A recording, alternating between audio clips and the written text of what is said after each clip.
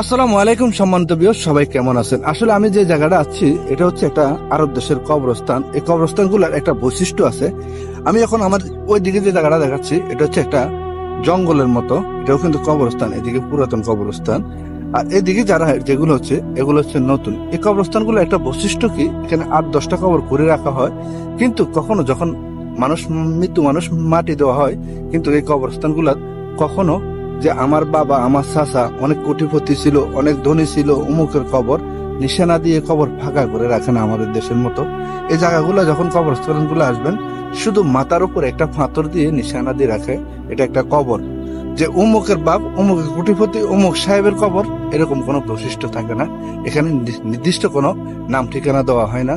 শুধুমাত্র মৃত্যু মানুষ মরে গেছে, তার একটা ঠিকানা, একটা কবর, একটা ফাঁতর দিয়ে রাখে।